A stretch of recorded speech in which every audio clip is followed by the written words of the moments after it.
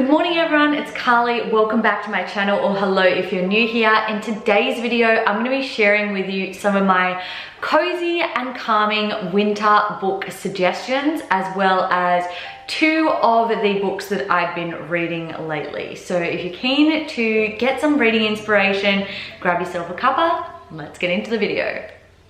So I see winter books as books to brighten your spirits and add a bit of sunshine to a dreary winter's day.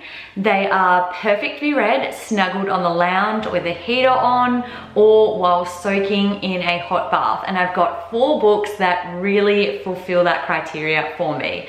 So the first book that I want to share with you guys is called Cupcakes and Cashmere, and it's by Schuman, and the sort of subtitle is A Guide for Defining Your Style, Reinventing Your Space, and Entertaining with Ease. I love this book. It is the book that actually catapulted me into first starting my blog, and if I hadn't have started my blog, I would not have started my YouTube channel.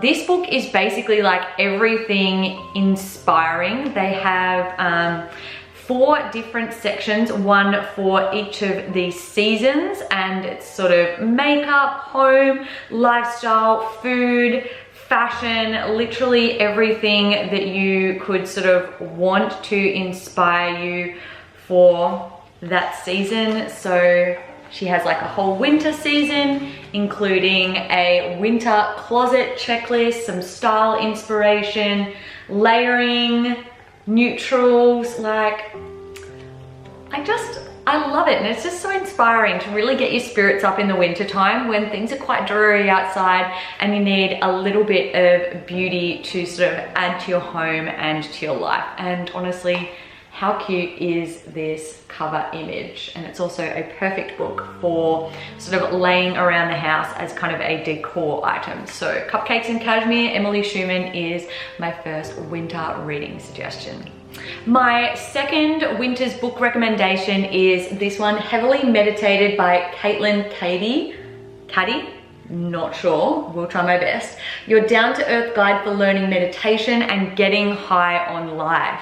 I actually spent the month of May doing a daily meditation practice, and it was such a challenge to me, but also such a blessing. And if you want to find out sort of what I gained from the experience and try a little bit of meditation daily practice for yourself, go check out that video.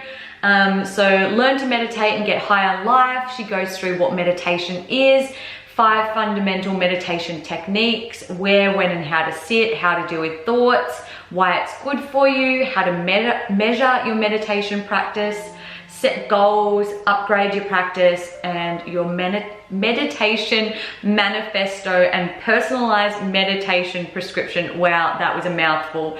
And I just sort of put this in the winter's recommendation. Honestly, it's great for any time, because I feel like during winter time we can sort of get a little bit down on life. The weather's a bit dreary, depressing, it's rainy, and meditation is just one of those beautiful things to really lift your spirits. My last book is actually a 2-for-1. They're both by Vivienne. The first one is When Wanderers Cease to Roam, A Traveler's Journal of Staying Put, and it says on the back, I bummed around the world for 20 years before I suddenly decided to unpack my duffel bags once and for all. On a whim, I chose a small village on the Long Island Sound to be my happily ever after address. Little did I know that home would be the most extraordinary place I ever visited. And in both of these books, there is absolutely just magical artwork the whole way through, these beautiful sort of watercolor pictures. July, how pretty. And just like really sort of quirky tales and just inspiring little stories about life on the Long Island Sound, and also all the places that she's visited as well. So it's a very cozy sort of winter edition. And then this is kind of the second book, Le Road Trip, A Traveler's Journal of Love and France. So this one says, yes, here we are. The ever-enchanting villages and vineyards of France are the sumptuous setting for this chronicle of the highs and lows of hitting the road. Part journal of the splendor of being footloose in the French countryside, part instruction manual on how to survive the pitfalls of the vagabond lifestyle. The road trip is a beautiful celebration of the pleasurable perils of travel, love, and France. So same deal, absolutely glorious little artwork throughout.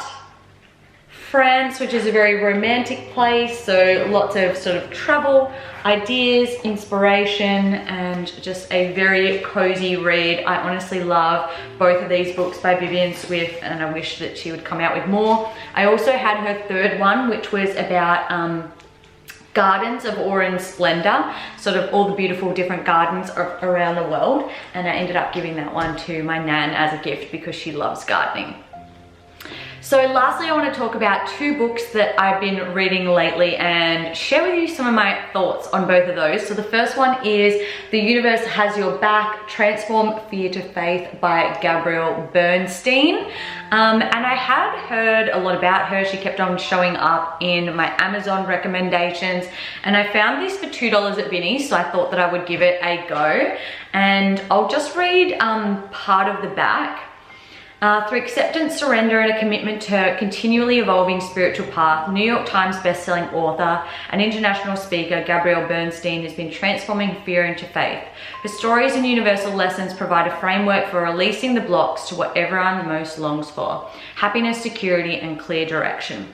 These lessons can help us relinquish the need to control in order to relax into a sense of certainty and freedom, to stop chasing life and truly live. So I picked this up because I'd sort of seen it around and been wanting it to read it, and I was super excited to get into it. But as you can see, I'm only about halfway through, and I honestly think that I'm going to return it to whence it came, Vinnie's, because I am just not into it. I'm finding it rather boring. I'm also finding it incredibly vague, and the sort of most relevant, or I don't even want to use the word exciting, but the most appropriate bits, the parts that make sense to me, are when she's actually talking about how she applied whatever lesson it was into her own life tangibly. And that sort of happens at the start of every chapter. She'll give you that sort of overview on how she put it into her own practice, but then she just goes on to waffle about a whole heap of different things and talk. It's very spiritual, but it also just, it's not that it doesn't make a whole heap of sense, it's just that what she's saying could be put very simply and very straightforward, and it would probably be a couple of pages long, and she kind of just waffles and pads it out, and I just find it really unnecessary. So if you were thinking about reading this and you weren't sure, that's just my feelings and my thoughts on the book. However, this one, Women Don't Owe You Pretty by Florence Given, absolutely hands down recommend. My sister lent this to me. She thought that I would like it, definitely suggested that I read it, and I pretty much just consumed it and was just like so inspired by it. So on the back it says, Women Don't Owe You Pretty is the ultimate book for anyone who wants to challenge the outdated narratives supplied to us by the patriarchy. It will teach you how to protect your energy, tell you that you love the love of your own life, and that today is a wonderful day to dump them. Florence Given is here to remind you that you owe men nothing, least of all pretty. And it's about so many different things. It's about misogyny, it's about the heteronormative ideas in our society, it's about privilege, like white privilege, cis privilege, male privilege, so many different types of privilege that I wasn't even really aware of. So it really just opened my eyes to that.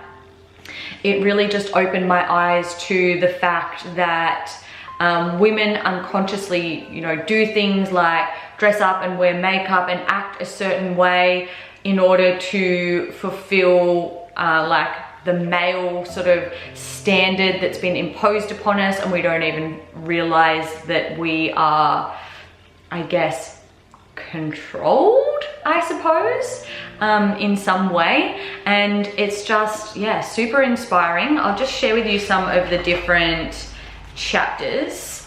So we got feminism is going to ruin your life in the best way possible. You are the love of your own life. How to break up with yourself. Refuse to find comfort in other women's flaws. Are they intimidating or am I intimidated? Stop scrolling in the mornings. Protect your energy. To date or not to date. Maybe it's a girl crush. Maybe you're queer. Love sex, hate sexism, and never fake an orgasm. If it's not an F yes, it's a no. What did she expect going out like that? Women do not exist to satisfy the male gaze. Stop putting people on a pedestal. Life's short, dump him. You don't have to get married. No, really. Stop assuming accountability. Check your privilege and let that shit go. So honestly, it's not even just about feminism. It's about sexuality. It's about society, norms, stereotypes, really just opening your mindset to the habits, beliefs, values that have kind of been ingrained in us unconsciously. Yeah, so even if you are not identifying as a woman, I strongly encourage like everyone to give this a read. Honestly, I feel like so many of the girls that I teach at school would strongly benefit from this, and the boys as well. So definitely a recommend from me. So that wraps up my winter book recommendations and my 2 books that I've been reading lately. If you have any book suggestions that you think myself or any other viewers would benefit from reading, make sure that you list them in the comments down below and let me know what are your favorite cozy, positive, and uplifting winter books. If you guys like this video, make sure to give it a thumbs up and don't forget to subscribe. I put out a new video every single week on all things lifestyle, cleaning, organization, travel, just a whole heap of positive and uplifting content. I hope you guys have a fantastic rest of your week and I'll see you all in my next video.